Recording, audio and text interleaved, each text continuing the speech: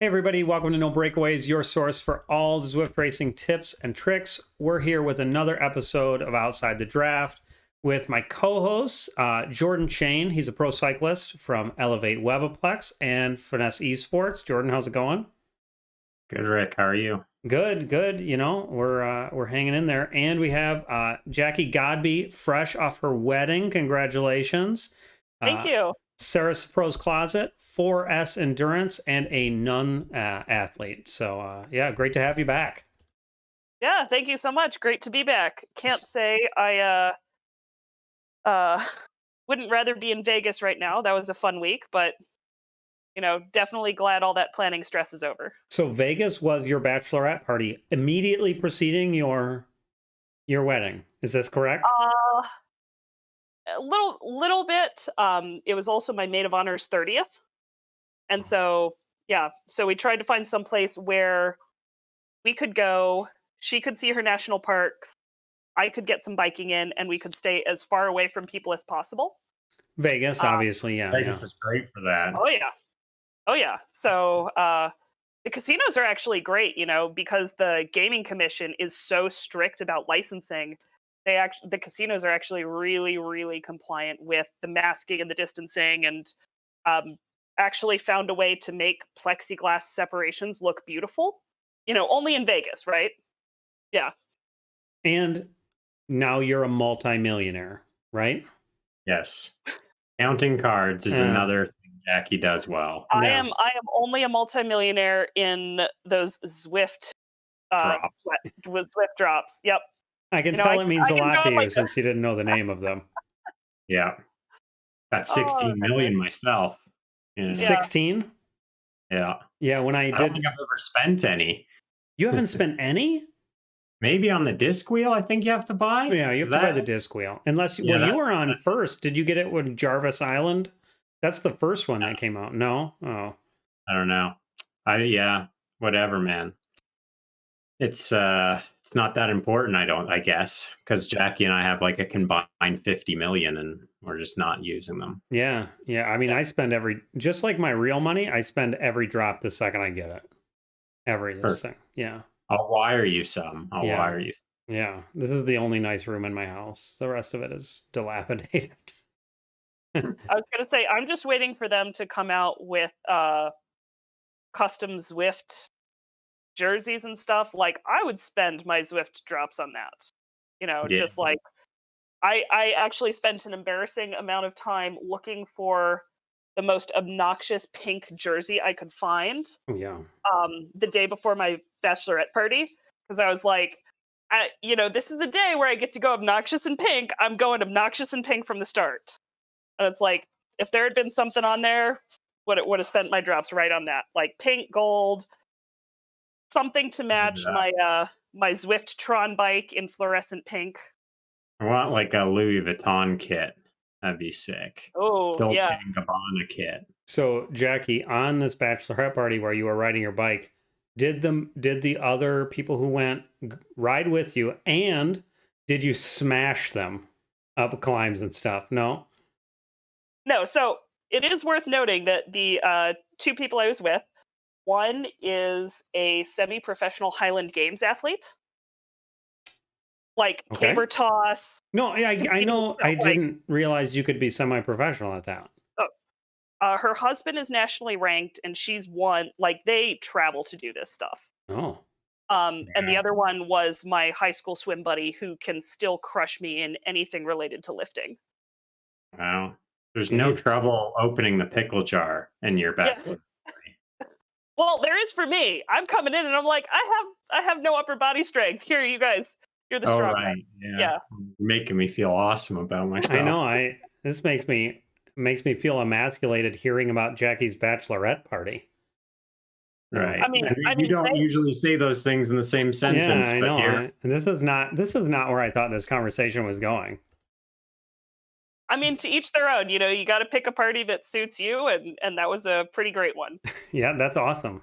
Yeah, that's super cool. Yeah, I saw the picture on Instagram. And I have a question, and I forgot, I meant to ask this before. How do you say your Instagram handle? Trientist. It rhymes with scientist. Okay. I It's thought it was fun. Trentist, and I thought it was like you were going to be a dentist or something, even though I knew you were not going to be a dentist. Trientist. Okay. Yep. It's a terrible pun. I really like it. Yeah. I was gonna say my husband's is Tyrannosaur RX, Yeah. Oh, like the prescription. Uh-huh. Yeah, uh-huh. yeah. We definitely went hard on the puns when we made up our handles. So were your vows like lots of puns in your vows? uh no, I don't think we put any puns in the vows. Um no, I talked a lot about Disney princesses though. Oh, Yeah, yeah. Is that referring to him or you? Uh I would be very sad if he looked better in a dress than I did on my wedding day. okay. So since we're here, what's Jordan, Jackie? What's your favorite Disney princess movie specifically? You can say, because if you say Disney movie, people are like, oh, Star Wars. That's not what I'm looking for here. I like Snow White. It's kind of dark and like, yeah, I dig it. Okay, Jackie. You know, I think I'm actually going to come to the more like recent animated stuff. I really liked Tangled. Oh, Um, and I don't know if Lion King counts as a Disney princess movie you can, because it's technically a Disney prince, but yeah, we can do animated. Yeah. yeah, I am a sucker for their musical scores, and those were just some of my flat out favorites. Okay, mine's Moana, hands down. No, I knew that. Oh, oh, I that's knew a you good were a one. Moana guy. I I love knew it. Moana. Yeah, I Yeah, love I it. knew it. Used to sing the songs with my daughter all the time. She doesn't sing them anymore, so we sing different things. But when she was like You know, 2, we would sing it constantly. I actually have a distinct memory. We were in Pittsburgh visiting some friends, and they also have a young daughter. She was about 2 at the time, and one of my other med school friends is in the other room. And he's a pretty serious guy, like usually wears a collared shirt to work, and he comes in and he sees Moana is on the screen, and he's like, "Oh my goodness!" And he gets so excited. He's like, "Let me show you my favorite song," and he pulls up the Shiny song. And Oh, he's just singing his heart out to it, like he is having the best time in the world singing along with Shiny, and it was just I'm gonna treasure that memory right here forever. I love it. I love it. So Rick, does this go into the Zwift tips or the Yeah, tricks? this is the content everyone came for. I'm pretty sure. You know. Well, you know what? I'll just put this out there. If you sing along with Disney while you're cycling, that's building a lot of diaphragm strength. So That's you our know one what? big thing for this week. Yep. Yep. Sing along to Disney. You're good. We've got you covered. Yeah, so that's a good point here, Jordan. Let's talk about Premier League and let's talk about ZRL. I think it's super interesting this week. As we all know, it was 900,000 laps of cobbled climb. Really 5 or 3 laps depending on your cat. So yeah, why don't you guys take us through the Premier League a little bit? I mean, Jackie had a first person view of the women's race, but yeah, maybe Jackie, talk us through your race and what was it like? Yeah, so this was, as you said, an absolutely brutal race. We looked at 5 laps of the Richmond circuit. So 3 very steep hills in short order with minimal rest. It's a 9-kilometer loop, and each hill is, around a kilometer in length. So so a full half the time you're just torturing yourself with very, very little to go down. Um, and the race started out absolutely brutal. You hit Libby Hill, I think, within the first easily 10 minutes of the race. So we actually had a relatively calm start for a Zwift race because everybody knew that was coming so quickly. And I went ahead and I took that Libby Hill flat out because we knew that there were a lot of intermediate points up for grabs. Why not? Even though we knew that there would be 5 Libby Hills and 5 23rd Streets. So I took Libby Hill up fast. We saw a huge fracture already at that point. I mean, you're going to see that every time you hit Libby Hill. It's just fantastic at clawing people apart. 23rd Street, even more so. You get that double punch of everybody who just barely hung on to Libby Hill and just faces the torture again. So, again, went for it. And then you're in for that third hill, first lap. Everybody's, and this is really where in the race everybody starts to realize, holy God, I have to do this 4 more times. Like, I'm done. And that's really where I began to realize, like, holy God, I have to do this 4 more times. I'm done. And I actually, everything.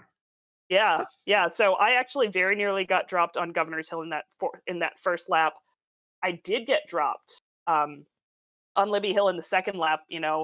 I was too aggressive. I had too much pride from winning on Libby Hill last season, and I did not pace it smartly. I set a new 30-second power record on that first hill, and that is not a good thing to do in a 70-minute race. When you've been in Vegas for the previous week. Exactly. Yeah. So each lap we actually continued to see a little bit of attrition, but the group pretty much stabilized into 3 main packs by the end of that second loop. We saw about 15 women in the first pack. We saw a nice chase pack about 42nd behind. And then in the third pack I was in, the top 3 of those slots were going to be up for grabs for points. And it was a very, very interesting race. We saw absolutely brutal attacks on each and every hill. And just, I sent the vomiting emoji to my team after the race when our coach asked how it went, and everybody was like, "Yep, that summarizes it." So I think really today we saw a very much punchier race. I know one of the big criticisms of Zwift races is that they're not long enough. This course gave us a 70-minute, 45-kilometer race. We see criticism that they're not punchy enough. I think when you hit 15 massive hills with 15 large downhills, you're going to see a lot more of that high power draft dynamic. So, I really think this was something fun. I think this was something different than the past races we've seen. And, everybody who not only won, but completed this difficult race today, I think did very, very well. Sure. Yeah, so I watched both of these races and I saw Jackie take that first one. And I was like, oh, she's going to win again. She's got this. It's too easy. And then I guess it wasn't too easy. And yeah, things fractured very quickly. And I agree. This was a step forward. I think all the commentators said it at some point. This is the greatest Zwift race we've ever seen. I had to laugh a little bit when they started to say, well, this is an extremely long bike race. And I was like, it's 66 minutes. It's not extremely long, but it was a lot better. And there was a lot of tension there because, especially in the women's race, they would get dropped a little and come back. And that's just what you're looking for. I thought that actually could have been covered a little better on the broadcast. They never did that thing you see on real bike race broadcasts where they pan up in the helicopter shot and you see the gaps.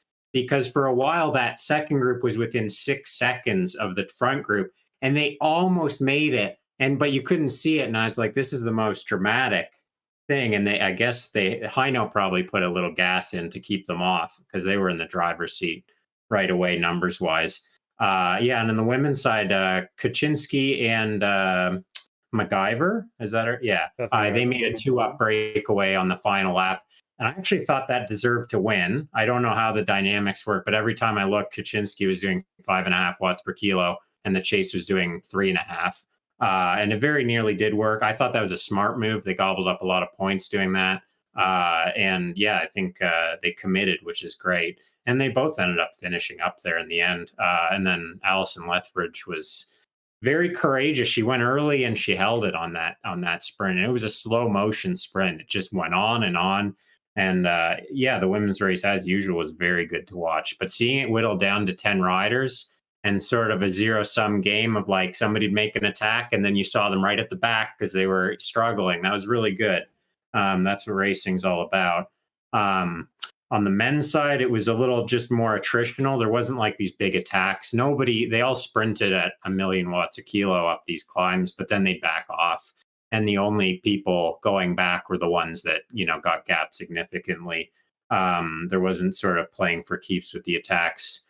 I thought the tactics were actually pretty bad on the men's race in a couple respects. I would have bet my house that Freddie Ovet would have won this race. Like, he can sprint, he can climb, and the one thing he does better than those is sprint up climbs. But he totally blew this. The whole race, he was making these little attacks, like up governors every time. He'd gap 4 seconds and like ride 7 watts a kilo up the top, by himself or with one guy marking him. And then they just catch him on the flat. And then on the last lap, he closed the gap to a solo attacker himself, and then sat up when the pack was definitely going to catch him anyway. And then on the final climb, somebody attacked. He closed that gap himself and sat up. And then he came second in the sprint, and not by much. And he definitely would have won this race if he didn't do all those knucklehead kind of show off attacks. But, when you're that good, I guess, hey, he's that good. He can take a little criticism for maybe underestimating the field. Sarah's threw in an odd move on the final lap. Maybe cover your ears, Jackie. But I thought this was not well advised either, because unlike the women's race, it was a solo attack and it was not going to get to the points. He went right off of governors, and so he had 6K to get to Libby to get the points. And no matter what, man, like, the pack is going to take 20 seconds out of you on Libby. And then even if you make it over there, they're going to take another 10 up the next one. They're going to take another 20 on the finish. So they don't need to chase you. They just need to rip up the climbs like they're going to anyway. And he was quite strong, Levinson, and I think he would have been in the points at the finish. So I think they kind of wasted some points there. It was a good show. Like, hey, we like watching that, but I don't think it made sense. And then Finesse won the day with Kale Power, who I've not really raced with a ton, but he's like this big and he can make a lot of power. So he held off Ovet. It was a close run thing at the end, but it was great viewing on both of them. And you had one other note here. Okay, so Heino won by 1 million points again. They're undefeated. Do we need a sort of a salary cap on the women's side, so that you can only have a certain number of Zwift point ranking points on your roster? Because it's ridiculous. They won by 2 times again. And I just want there to be a competition for that. So I don't know. Maybe that's crazy, but that's what I watched. You know what? I give Heino absolute credit for that. I mean, at this point, they are putting down Zwift specialists. And, like Rick does such a great job of doing, like, they're gaming the system. Like, they've got the game theory down. They know when to go for the points, and they're not necessarily getting that top podium spot every time, but they're putting the most people in those intermediate sprints. They're putting the most people in the top 10, the top 20, the top 30. So it really is a numbers game. And I think Heino is showing that, like, you need to have more than just one person who wins every race. You need to have the team. And I think that's fantastic. So I personally hope that other teams learn from Heino and take a couple just like notes from their pages and say, we're not going to beat Heino until we do Heino's strategy better than they do. And Heino has the disadvantage of having the target on their back. And everybody looks at them now. Like, we look at them when we see 3 of their racers in the front pack, going in. We're like, oh, okay, they're going to try to mini breakaway before this intermediate sprint. So we know. Yeah, but you can't do anything about it yet. So yeah. And I mean, I think this racing is going to progress pretty rapidly. And I mean, you know, in a lot of cases this season, we've already seen the gap on Heino start to close a little bit. And, and I think it'll continue to close as the women's field kind of disperse a little bit. We get more and more good riders up there. And here is my grand hope for the next season of ZRL in the fall, after in real life racing is done, is that the Premier League brings in like 3 or 4 professional women's teams. So, you know, I mean, we've already seen what is it, Lauren Stevens' team? I don't 2020 know. Is it Tipco. Tibco? and Tibco. Thank you. Tipco. I Yeah. can never. I always want to say Timco, and I know that's wrong. That's a furnace manufacturer. Shout out to my old profession. Um, so yeah, like you know, it'd be like I know they took it very seriously. I mean, for a while, Lauren Stevens was ranked number one in Swift, so Yeah. she was racing. Um, I mean, and that was preparation for Worlds too. So, you know, I think for professional racers who now have their eyes set on picking up more accolades as, you know, if Worlds becomes more established, I think that's not only a wise publicity move, that's a wise career move. yeah, and also because again, a thing I forgot to mention to either of you. Have you two heard anything about Worlds at all? no, Okay. it's a ways off, you know. Yeah, I well, so spoiler to everybody is I want to do like last season we did Road to Worlds. That's how I met both of you. Uh but I want to do it like early this year before like for the USA qualifiers. Like, you know, Jackie qualified. I didn't know Jackie before that, but it'd be cool to like pick out 5 people and talk to them up to the qualifiers and then hopefully they qualify and then through.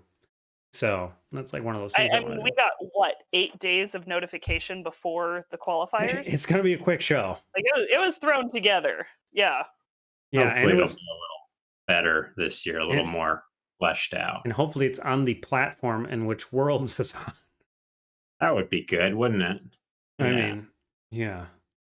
By the way, you brought up ranking points, so I had to go pull up one of my absolute favorite Zwift racers, who I looked at earlier today and couldn't figure out why she wasn't ranked higher, Jackie.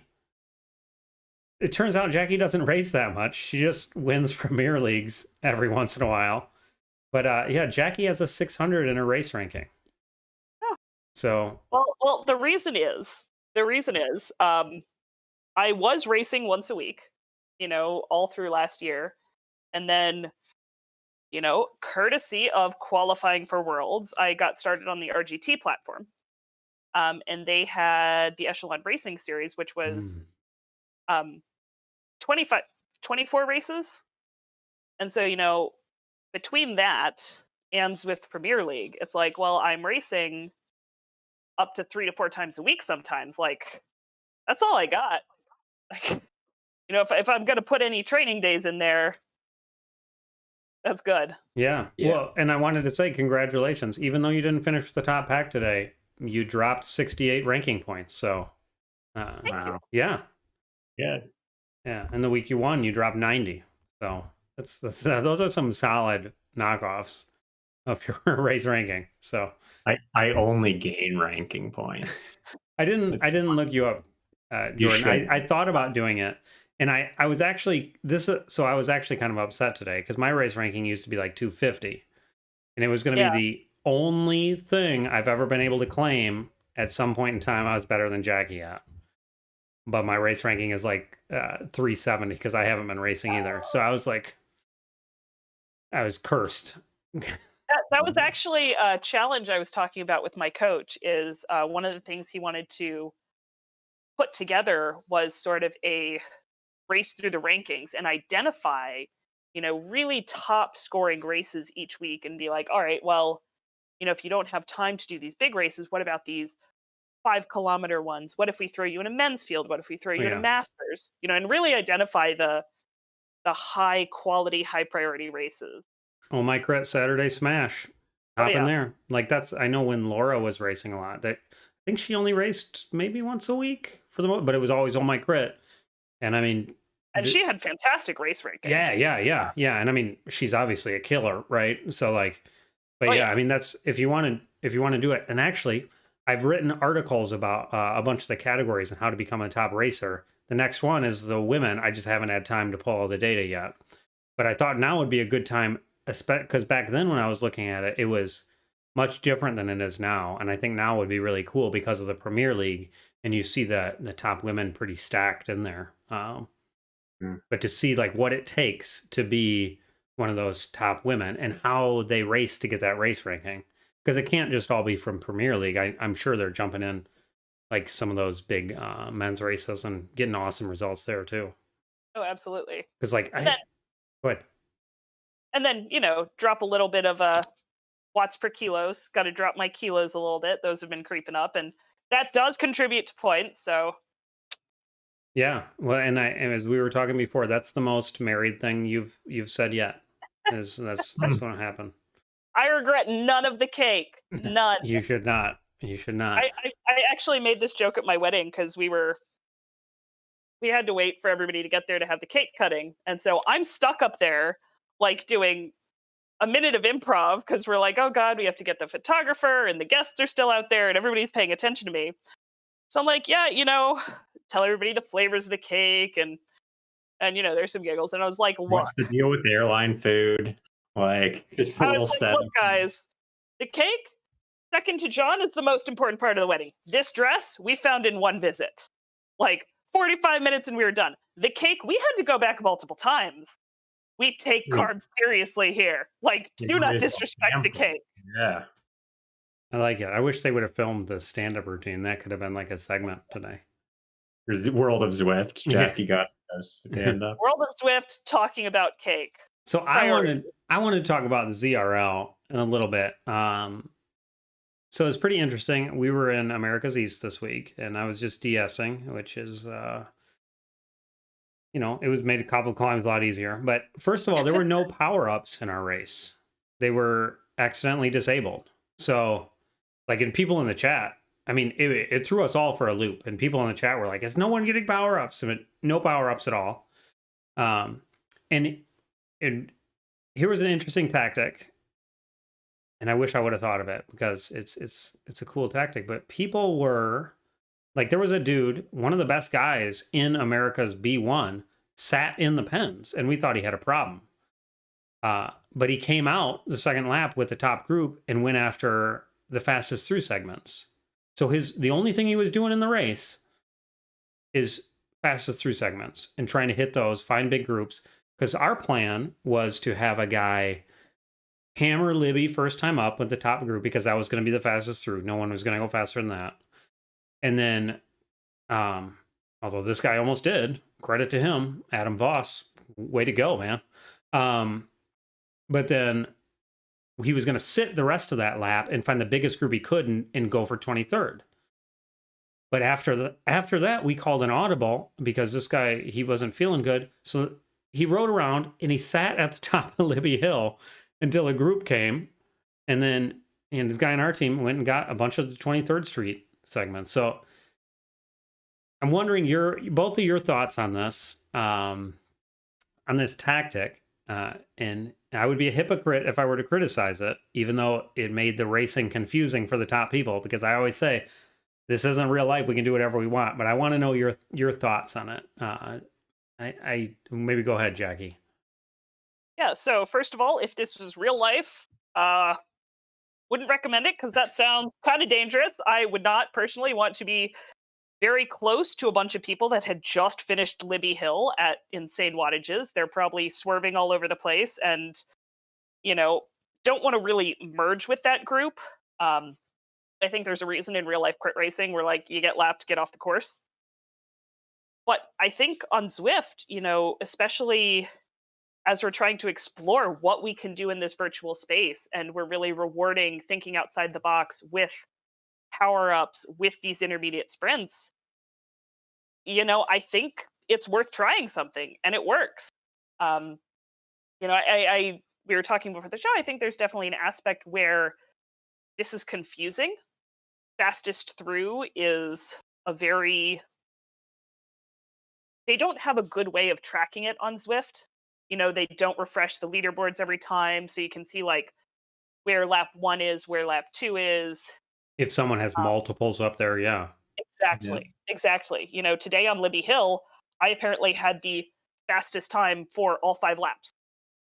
Just period, even though I didn't win the first time around, and then I got my butt drunk. So, yeah. So, I think it's very interesting. I absolutely applaud the creative minds that came up with it. And I would look to Zwift to maybe making the fastest through a little bit easier to track and Yes. give us that heads up so we know what's going on. Because right now, I think confusion would be my biggest complaint about it. Yes, I agree. So actually in real life, this does happen because in a crit, if you get a mechanical, a flat or whatever, you take a free lap and all you get for a free lap is to go to the pit, get your stuff fixed, and then you have to sprint into the moving pack at 55K an hour as it passes. So it does happen. I don't know about this though. I mean, I'm a big fan of a loophole. I mean, just if you look at my tax return, you know that I like that. Like, 11% is a little too much for me to pay. Yeah, no, I like it. I like that, you get, and I like on the fly too, you get dropped and you're like, actually, I'll do this. That's good. But I guess it's a non-issue in the Premier League to a degree because they don't have fastest through. We can't see a situation on one of these lap courses in the Premier League where somebody gets lapped and waits for a teammate with an attack up to them and gives them like the best minute pull ever and they win the race. That ain't going to fly with the viewers. I think that's pretty chintzy. But I think for the ZRL, lots of people watch it and enjoy it. But I think stuff like the fastest through is really for the racers. It's more enjoyable. So if it's for the racers, I think, maybe if there's outcry from 90% of the racers who hate this, I mean, maybe they're just the dumb ones that didn't figure it out. But if everybody hates it, close the loophole, it's over. But if people are enjoying it, I kind of like the attitude. I would maintain that you still have to finish the race after doing this stuff. Yeah, and you just do. like in real life, you do, because which is kind of gotta suck. You do like 800 watts for a minute, and you're like, "Sweet, I got it. Oh, I have 30 more K to go." But yeah, why not? I think it'll be interesting next week. Champs-Élysées, it's like 6K laps, right? Well, you could see a very similar thing with the sprints, or with like an advanced tactic. So. Yeah, have at it, and obviously I won't judge you for doing it unless they close the loophole, and then it's not allowed. But yeah, why not? Yeah, and it was optimal game theory, and that's why I'm a little disappointed I didn't think of it myself because I pride myself on finding loopholes and forcing people to close them, or I'll keep exploiting them. I'm a lot of fun to play games with. The kids always lose at Monopoly at Rick's house. Well, no. We had to ban my brother from playing Monopoly. So he is a corporate lawyer. He, during a family game night, started a derivatives market. Yeah, we do not play that game anymore. Yeah, we had to. When I was playing, I used to go over to my friend's house in high school and college, and we play games and stuff with his family. And they had to make a rule where all your money had to sit in front of you because I kept squirreling it away underneath me, and then I would make people make really bad.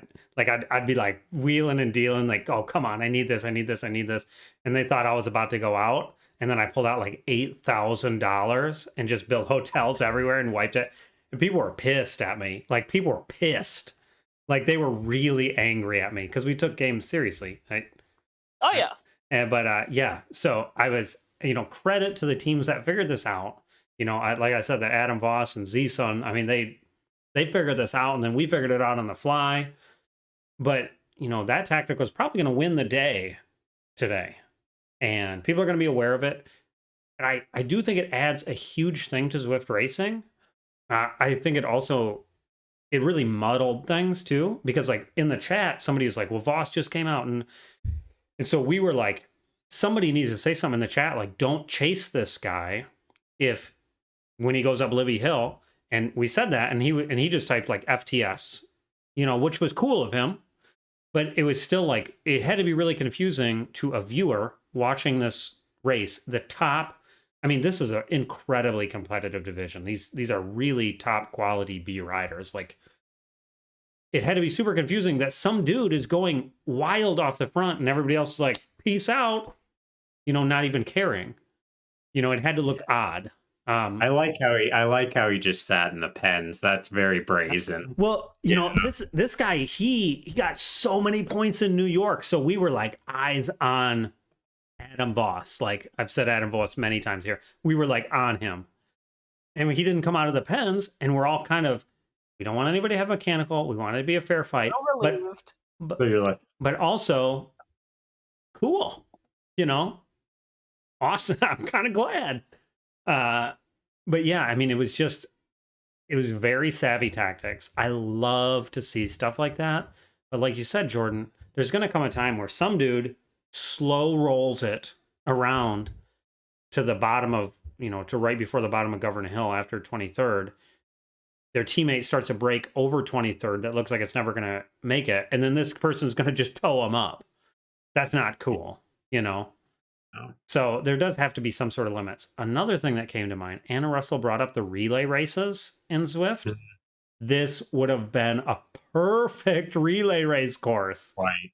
Oh Right. God, yes. Can you imagine how fun? Like, this is like those 4x4s in high school. This is a track reference where your anchor leg is some like amazing person, and some other anchor leg who's leading has their worst person, and you're just like so much tension as they get closer and closer.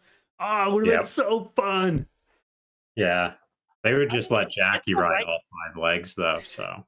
No. One leg is good. Like, this is a brutal course. Like, I would have been happy with one.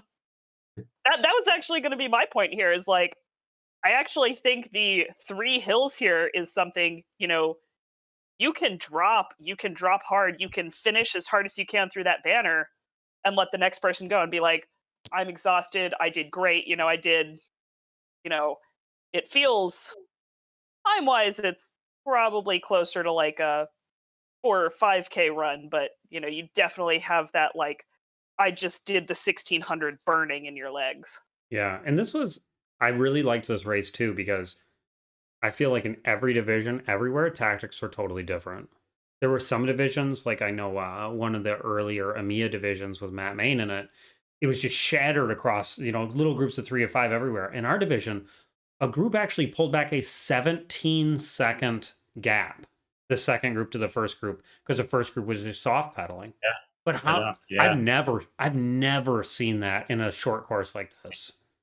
I told my coaching clients that would happen. I said, don't give up. It's going to be there. Like, nobody's going to want to pedal after the top. And it's, that's, I had a good idea for a course based on today too, with the new bypass between the Epic KOM and the reverse, that little dirt road, just a lap of that up the Epic, through the thing, down the other side. Wait, up just Epic? I thought you were talking about where you bypass. You go up the first part of Epic. You go through like that first steep part. Okay. Yeah, over the bridge. We did for the 6v6. Yeah. So either direction of that, in a lap, and it would be like 5K, and I would love it. That would be so fun. I want to advocate on my. If I had a weekly call with Zwift to recommend a racing thing, it would be that. I would love the idea of a relay race. It'd be so fun. It'd be brutal. It would be absolutely brutal. It'd be so amazing. And then you get to cheer on your teammates, like in relay races where people are like on the infield of a track meet, like, come on. Well, okay. So here's my question. For the relay, are you allowed to like soft pedal in the pen? Like, are we going to do the typical Zwift, like just come bursting out? Or do you have to be stopped like you're going to start a team TT? You get an acceleration zone like on the track. Yeah. And you got to pass a baton and you can drop it and stuff. I like that. One of the things. You got to get their draft pocket before it'll let you go. I'm sure this is a very difficult thing for them to do, but I really hope they get like pens made for TTTs and like where it releases you on time. And then like, because it seems like pens like that or for like the ITTs. Again, I don't know computer programming. We could ask your wife, Jordan, but like how hard it would be to do a relay based on some of those features would be. It seems like less of a reach, but what do I know about it? I know nothing about it. So my Emily's response is always, no, that'd be super easy. They're just lazy. Seems like we need to. Wow. Yeah. Emily, maybe we should hook up with Emily and do like a new racing platform or something. Yeah, sure. If everything is easy. Sounds like a great way to not make any money and we'll just get some investor cash. It started right here. We'll get our Gucci jerseys and investor cash. Perfect. Here we go. Come on. Okay, so the tactic of the week this week, I completely screwed up. I didn't download the video. That's all right. I just completely fell apart. So I think we're just going to skip it this week. Suffice to say, Jackie, I don't know if you watched the course preview, but I put how you broke down riding Libby Hill in the course preview this week. So shout out to you for this course. But I thought it would be cool to talk about the ZRL course next week, which I have been banned from speaking French by one of my French Canadian teammates. So on that course that is in France, actually in Paris, what do we think is going to happen? I'm now thinking for the ZRL races, the tactics are going to be wild. I think there will be multiple people sitting in the pens. I think it's going to be the weirdest bike race anyone has ever seen. I honestly believe that. I think it'll be way more attritional than people think. We saw that on the fan flats where Jackie won at the end. Like those sprints are brutal. Yeah. When you just do them over and over again. So in the Premier League, I would expect a lot of people to get pushed out the back, maybe a group of 50 or 60 on the men. Probably pretty boring on the men's side. I could see some excitement on the women's side, though. It's a pretty difficult little grind up. It's very difficult. With the new draft physics, it's kind of hard to chase. So if you made a move there, like, and people sat around, it's only a couple K to the finish downhill. So I could see that working. On the ZRL side, yeah, I think it's going to be carnage. It's going to be that. Correct me if I'm wrong. It's sprint then climb, right? The sprint is on the climb. It's at the top. No. Yeah, so it's like, which way are we going? Because one way the sprint is downhill, and the other way the sprint is uphill. No, I think the proper direction. It's sprint and then climb. It's going to be. That's well, and this course is so. I remember the first time I saw this course, I'm like, this course is stupid. It's so easy. Like you're just going to ride around, and then I rode it, and it was so hard. No, it'll be a sleeper race. I think it'll be more exciting than we give it credit for. It'll be fast. I think perhaps annoyingly so, like 52 an hour. I think particularly, I'm really excited to see this in the B and C categories, because I think with how flat the course is compared to, last week, having that short, flatter sprint, we're going to see a lot of heavier riders who maybe didn't, excel in New York on Libby Hill, in these much climbier courses be like, you know what, it's time to drop some raw power. And I think that's a really exciting thing, because particularly if you can just drop, that 800-watt sprint, that can carry you up actually a pretty good way of like a climb. And if you're able to open up a gap, you actually buy yourself a little bit of a rest. So I think it'll be very fun if people take those. If I was in the men's field and I knew who the big sprinters were, the big heavier guys, I would wait for them to go for the points, follow, and then rip it up that climb every single time they sprinted to get rid of them. Why don't you just go be in the men's field then, Jordan? Because I don't want to, is the answer to that question. No, I'd rather DS. Hey, Rick, you're DSing races. I want to DS this one. Yeah, but I'm out of shape. I have excuses, Jordan. Yeah, you're a professional bike rider. I'm not a professional Zwifter. I'm still waiting for that paycheck from them, and it's not coming. So, yeah. For finesse, like this Keel guy is like 53 kilos, and he can sprint, but he's not going to beat 2,000 watts from a big guy at the end. This is what I would do. I would wait for Ed Veal and Scott Gleason and these big guys to sprint for the points. See ya every time. I mean, that's what a team should do, is they should have like, all right, we're going to put our biggest, fastest guys on lap 1. Fine, they get dropped. Or try to hang on. Can you do it again for lap 2? Get dropped. We don't care. You're taking points away from the people that are going to be able to make it to the end. So, and that's one of the things I think Hino does, is they just put out their riders and they're like, scoop up the points. Yeah. I think for the ZRL side, I think this is going to be, today was the first step to a logical end for some of this game theory stuff. And I predict next week will be complete pandemonium in terms of tactics. I think people will do what you were talking about, Jordan, where somebody just sits and waits after that little dip and tries to tow someone on a long bomb to the finish. I think you're going to see people 2-3 laps behind just trying to catch on the field and bomb for these sprints. I think it is going to be insane. You know what else I also want to see, and part of this is just wishing for my perfect race. I want to see a TT breakaway. Like, I finally want to see a breakaway succeed. I want to see Matt Usborne just break away halfway through and keep that lead. Wow. Just take it. Like, I would love to see that race. Not sure if that's the course, but I would enjoy seeing it happen. You did 500 watts for 10 minutes last time. Just 550 and you'll have it. Yeah. Yep. We have a stapler emergency. It would take a little practice, Rick, but we'll just our guest commentator is here. Yeah. He needs the stapler. I don't. I would love to see a lapped rider sit up and sort of position where they're riding slow at like 1.5K to go, and they're accelerating, and only you guys know he's there. And so you launch an attack with like 800 meters full out and catch this guy, and he gives you like 400 meters and you win and beat all the sprinters. I'd love that. It would be like poetry in motion, but man, that'd be cool. I have a feeling that this next week is maybe going to be the highest complaint week ever. That's my guess. Because the problem, again, I love these different kinds of tactics. I love that we can do it, and I love that people, again, like I was upset with myself. I did not think through the end game here this week. But next week, there's going to be a lot of people like me pushing this end game. And the end game probably isn't where Zwift really wants to end up, with like randos everywhere, like pulling people and sprinting, and no one knows what lap.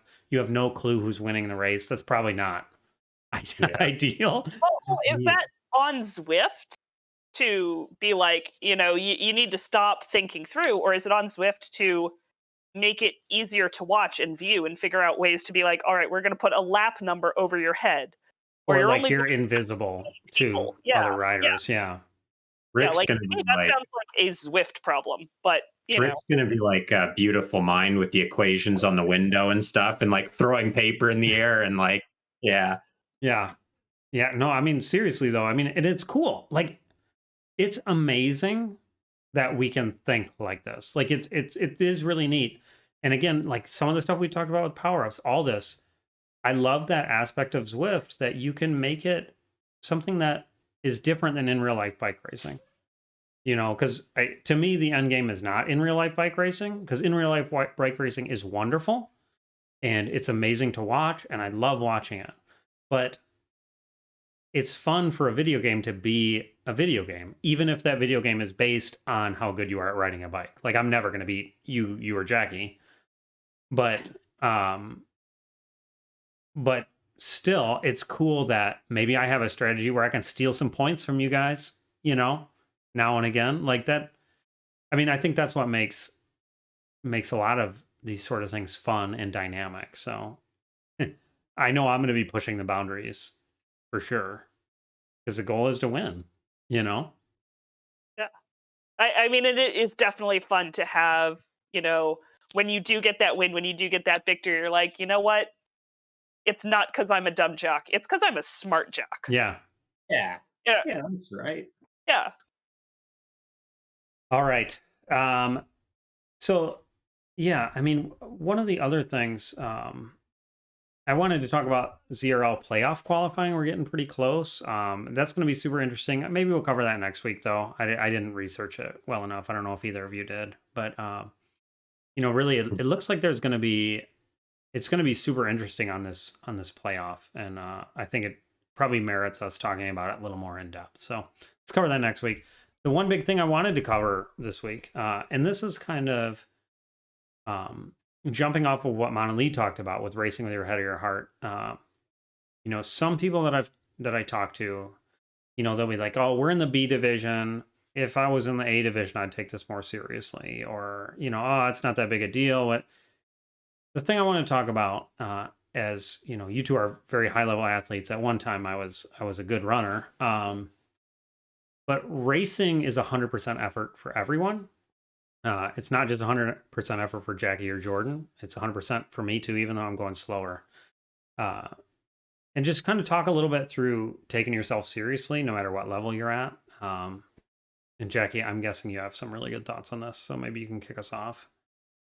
Yeah, so this one actually hits close to home, both not only today, but this weekend as well, when John and I did a longer race over on the other platform, RGT. And I just want to start off today by saying, it was so personally frustrating when I got dropped from that lead pack, and I definitely had this sense of like, well, like, I'm not going to score. Like, what's the point? Like, what's the point of pushing myself through this pain, this anger, this frustration? Like, I should just soft pedal, and my DS got on the radio and is like, hey, like, you're here to give it 100%, like, this isn't about winning. This is about being, your best. Even if you don't get a podium today, you get a good race, you learned something about yourself, and you get a great workout that makes you better for next time.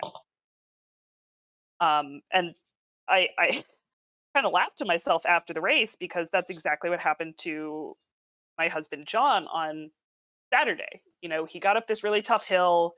He absolutely crushed what was essentially like a 20-minute FTP test at the very beginning of a 75K race, and then got dropped.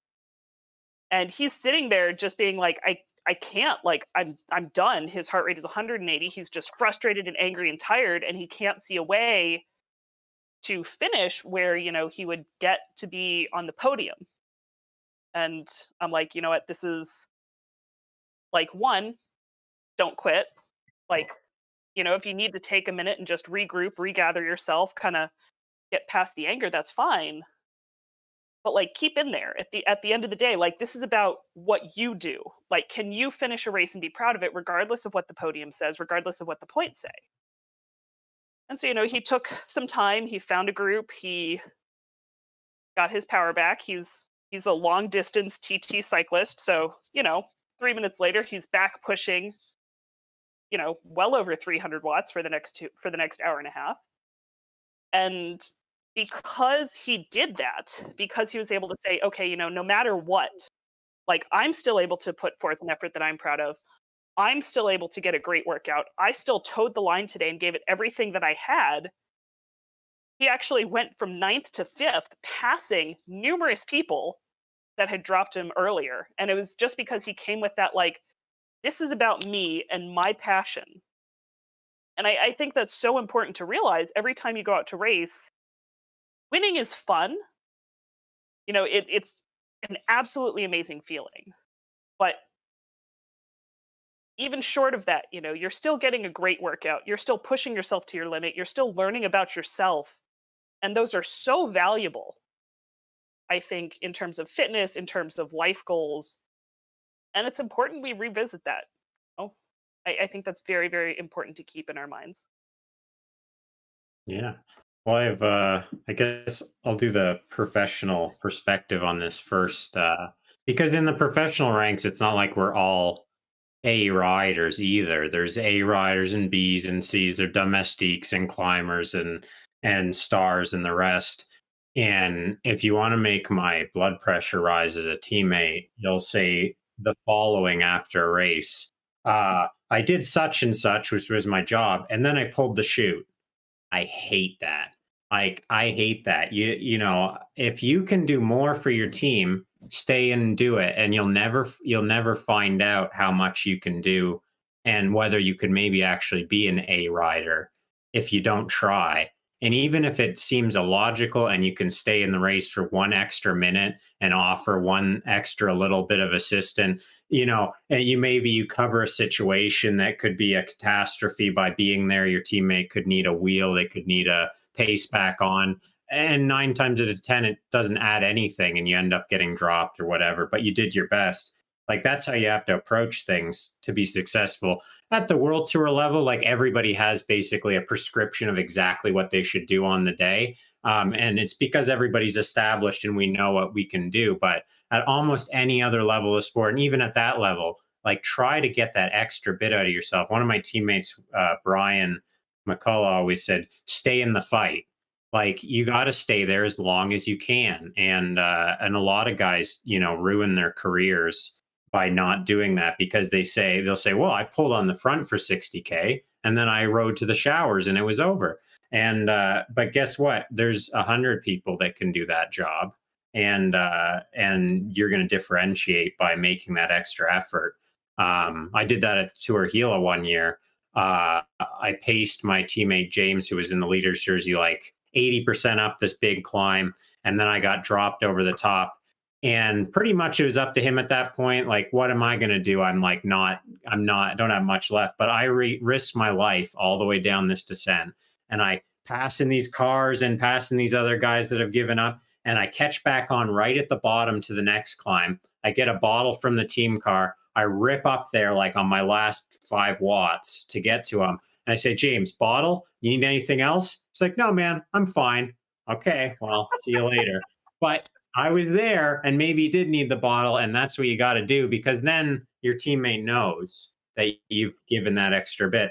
And so that translates to every level, though, because I've coached a lot of athletes that said, well, I'm not really a climber, and it went really fast up the first climb, so I pulled the chute. And it's like you commit so much to this sport, and these people barely ever pull the chute in training because they're working and you're pushing themselves. But you get this perception that people are watching you, and that's easy on ZRL and stuff because people actually are watching you. You don't want to look like an idiot suffering 10 seconds off the back for a lap, for nothing. But you got to put yourself through those paces, and you're never going to get better, and you're never going to find those magical days if you don't try. So race with your heart, do the 100%, and don't sell yourself short. And you'll be amazed at what happens over time when you make those efforts. People notice that stuff. We talked about that in past weeks, like being a good teammate with Moana Lee. People remember those little efforts that you make. And so even if it's another kilometer you can stay on, you should do it. And Jacquie's now husband, I mean, sometimes it really works out. You keep trucking. And I got a million of those stories, and it took me a while to learn, but nobody thinks you're uncool because you're suffering back there and you get dropped. Like, just give it everything, I guess, is the moral of the story. There was oh, go ahead. That actually reminds me of a game we used to play in age group swimming. Because again, it's like, you go and it's like, is it uncool to suffer? Like, are people going to see me all hot and sweaty climb out of the pool and just kind of flop? And so we'd actually play the game of like, what's the worst that could happen? What's the worst that could happen if you go out too fast? What's the worst that could happen if you try too hard and, somebody has to help you out of the pool at the end? And it's like, we had so much fun coming up with like the ridiculous scenarios of like, well, you end up pulling in the person who helps you out with you, and then the lifeguard has to get involved, only like their swimsuit falls off when they dive in. And 5 minutes later, everybody forgets the nervousness of like, well, what if I fail? And that's precisely the point, is like, you know what? You tried hard, you failed. That's fine. Like, failure's fine. Like, exactly like you said, like, you'll never have that one moment where you could have achieved something cooler if you're afraid of, looking sweaty and exhausted. There are a couple I'd be myths. afraid of drowning, but There are a couple myths that I learned through like running and coaching and everything else. And the first one is that there's no 110%. 110% is a myth. You can go 100%, and there is pride, and there is a lot to be said about going 100%. And everybody's 100% is different, but there's never going to be a day when you go 110%. There are going to be days where you do better with your 100% because of whatever is going on. Maybe, you got an extra hour of sleep, or maybe, your kids got themselves breakfast and you're super chill today. But, There are going to be days your 100% changes, but yours never 110%. And don't pretend you're going to get 110%. Don't go out thinking, oh, today I'm going to give it 110%, because that's not a realistic ask. The other thing, and it's a famous marathoner who said this, I couldn't remember who it is. And they were like, oh, that must have been so hard for you. What do you think about, everybody else, or blah, blah, blah. And he was like, well, it's just as hard for me as it is for the person running 3.5 or 4 hours. The difference is it's hard for me for 2 hours and 10 minutes and hard for them for 3.5 or 4 hours. Jackie and Jordan are not suffering any more than me or another Cat B or C or D rider. They just suffered less time. That is the less. Libby Hill to Jackie and Jordan is 1:10. And to me, it feels like 170 minutes, but it's like 1:30. That means I just suffer for 20 more seconds than Jackie and Jordan do. And I mean, you guys have put in hundreds and hundreds of hours of work to get to that point. I'm not diminishing that. But in the moment, everybody's doing what they're doing. If everybody's giving 100%, and I think a lot of people get caught up in this idea that professional athletes are hurting worse than age groupers or anybody else. And it's not. When I was really good at running, when I was really good at it, it hurt the same amount as it does right now when I suck at it. Like, it's just now to run 3 miles takes like 8 minutes more of me hurting. So yeah, definitely. When I was running for triathlon, hurt. The only difference was that it hurt less time. And now that I sprained my ankle again, it definitely hurts even longer. Yeah. So it's I think it's just really important for people to remember that when you're out there, and professionals and people better than you, they're not looking down on you.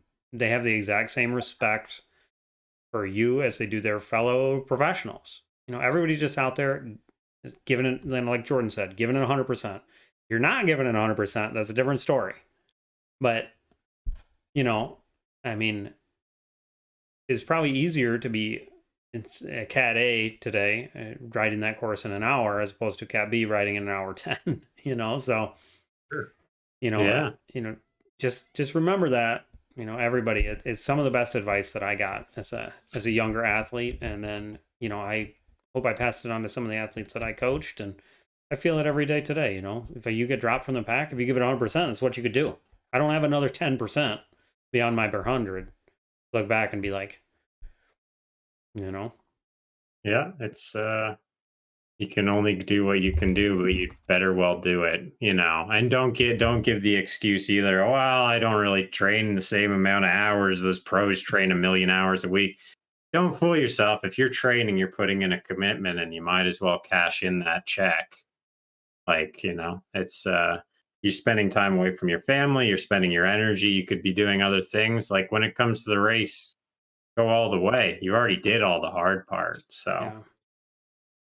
And you know what? That actually, to me, is one of my favorite things about, the gamification of Zwift, just to bring it full circle, is that not everybody is going to be the best at everything, but everybody can have their own thing that they're good at. And I love the way that the gamification of Zwift has found ways to give people credit for doing their best. Whether it's like getting the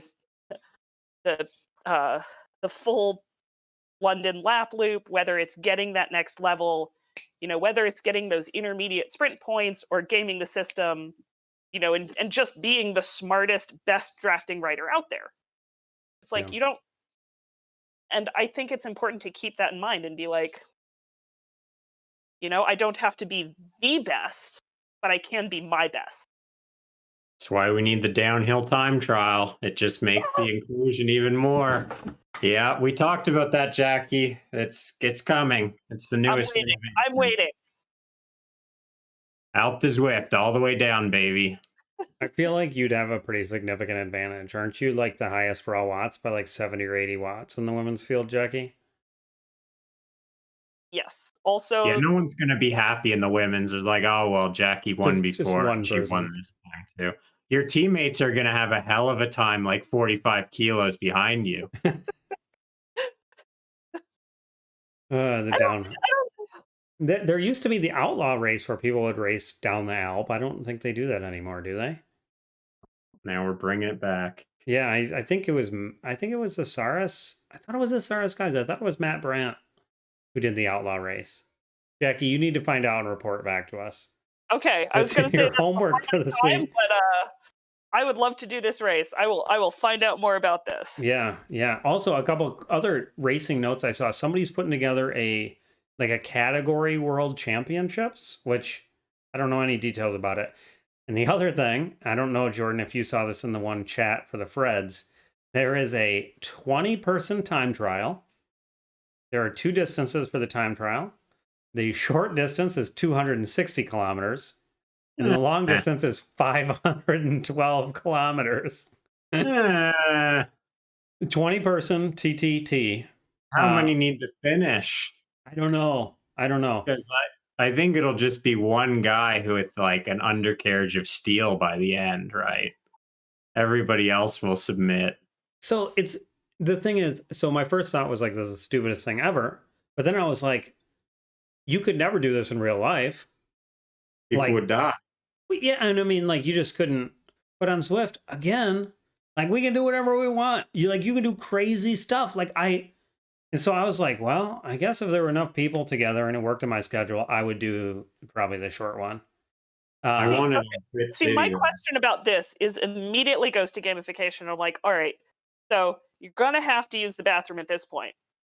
Like, what is fastest for the team? Is it going to be fastest if you like break up into 2 groups of 10 and like one breaks, everybody goes off, like grabs their food, uses the restroom, comes back, TTs to the next group, and then you do that? Is it going to be fastest if all 20 go at the same time? Like, I thought about the same thing, Jackie. I thought about this exact same thing. So here's what I think it would be. I'm hoping it's on like a 10K loop or 5K loop, probably like a 10K loop or something like that. You have 20 riders. Every lap, somebody gets it off. So you get a different person, get a lap off every time, so they can go to the bathroom. You get a little break, and then you hop back in the pack next time around. This needs to be on Crit City. This is the only option for this race. Oh man, that would be the worst. Yeah. Put it on the London Loop, just like the PRL full, but fuller. And you have to keep track of your own laps on Crit City. Oh my gosh. Yeah. That'd be brilliant. But I really applaud those race organizers for thinking of something like that's what we should be doing and some of this stuff is going to fail spectacularly, like horribly. But we don't know unless we try because no one's ever tried it before. And the thing I would also rather fail on a 200-kilometer race in my living room than fail, like 200 kilometers out from the aid station. Right. And that's one of the neat things too, is like, I just think there's so many positive things about riding indoors. And I mean, riding outdoors is wonderful too, but like, it's cool that people are innovating, like through the ZRL today, through the different ideas that people have had, through power-ups, through stuff like these crazy new races. It's just really neat. It's really neat to see. And I'm glad that it's being embraced by the community. So super cool stuff. I'm not going to commentate on that one. I'll pass on that. You want to ride it with me? You have 8-hour commentary. Out. You guys want to ride it with me? You want to do this? We'll do the 2 if I can make it work. Or do I got 2 people in? So 200K? Yeah. Okay, so like 5 hours. I could do it. 5 hours? Yeah, dude. We'll crush. We'll crush. Depends on the elevation. Yeah, if it's like TikTok though, we could do 5 hours, no problem. Okay, so so if this works out, I got 2 for my team. Yeah. We need 17 more? Yeah, sure. All right. John will be in. That's what he does best. Flat in a straight line. We got 4. I mean, I don't intend to take one single pull. I want to be clear here. And I want to be very upfront with you people. I'm not going to work. Yeah. I was like, for 200K, I'm going to sit there with my popcorn and like... Oh, no. I actually could finish a Lord of the Rings marathon in that time. There you go. Or the night before, it's Star Wars. Just start at the beginning. I'll just say this, Rick. If we pull the whole time and then you sprint around at the end, where this show is over. We're gonna test that theory, Jordan. We're gonna test that theory. Yeah. So, okay. Well, this turned a different path than I thought. So, viewers out there, if you are looking for to round out the 20-person TTT squad, and you want to be pulled around by Jackie and Jordan for 5 hours, let us know here on No Breakaways. So, all right. On that note. Yeah. On that note, yeah, Jackie, Jordan, any plugs you want to give for your sponsors and all that? Go ahead, Jackie. Yeah. Just want to thank Saris for being a great team today and part of my teammates. My coach, Chris of 4-Star Endurance, for definitely giving me workouts to target those hard hill climbs. And then Noon, which I have been drinking an ungodly amount of between my 2 races this last week. Just truly ungodly amount. When you're hungover, Noon is a good thing. Yeah, when you're out in Vegas. I've had some good positive feedback about some of this coaching philosophy that I've been imparting. So peakformcoaching.com. We got a couple spots open, I think 3 on the total roster. So if you're interested in that kind of wisdom, you know where to go. And it'd be great to work with becoming somewhat of a Zwift racing coach specialist as well. So we can help you there. And reach out through the website. There's a contact form, and we'll give you a No Breakaways discount too. Awesome. Well, thank you both for joining me on another episode of Outside the Draft. And we'll see you. Thanks to all the viewers. Click like and subscribe. As a YouTuber, I'm required to say that at the end of every video. But yeah, we'll see you next week.